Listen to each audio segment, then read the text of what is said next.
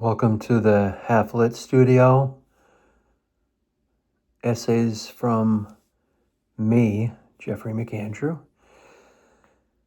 Tonight I would like to talk about the limits of human knowing. There's a strange comfort in admitting that mankind has very few answers to the ultimate questions of meaning. We pretend otherwise. Of course, we build systems, doctrines, laboratories, and telescopes. We write creeds and equations. We argue, we defend, we proclaim, but beneath all of that noise lies a quieter truth.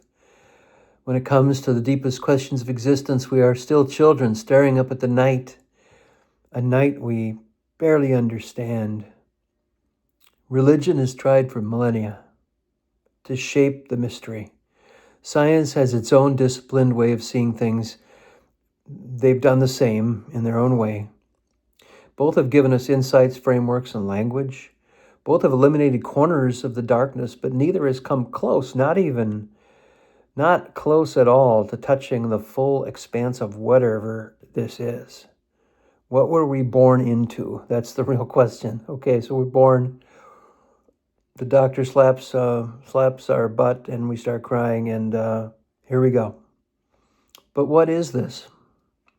I didn't mean to be that as a provocation, but an interesting observation that we should realize maybe how little we know. In my novel, Numinous, my latest novel, Christopher Hitchens' God character says something that has stayed with me long after I wrote it down, that the real answers are far different, beautiful, and complex than humanity could conceive. So far beyond human comprehension that even our most ambitious metaphors fall short. Even the most beautiful poetic metaphors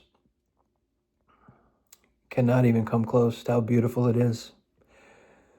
I remember that line by Jodie Foster's character, was it Ellie, in the movie Contact, where she sees the universe's true beauty, this apparent afterlife that she's entering for a while.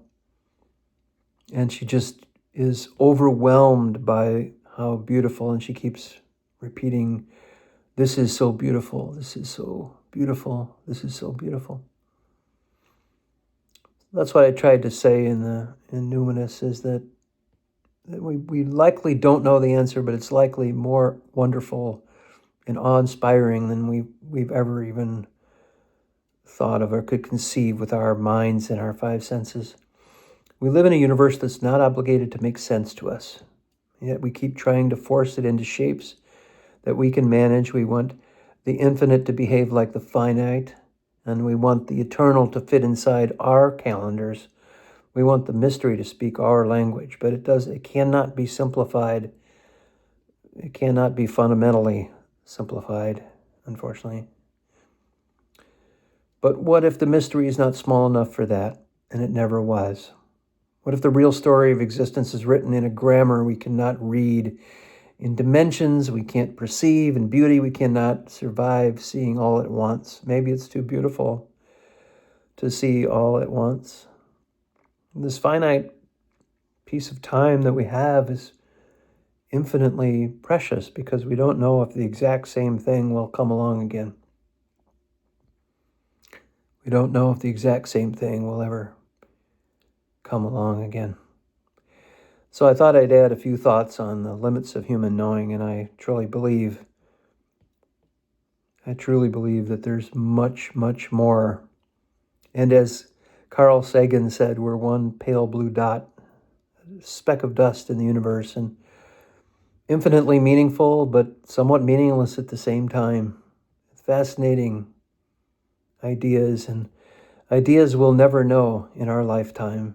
But one thing we can say for sure, that we can stand in awe of all of it. Thanks for joining me tonight on my essay, The Limits of Human Knowing.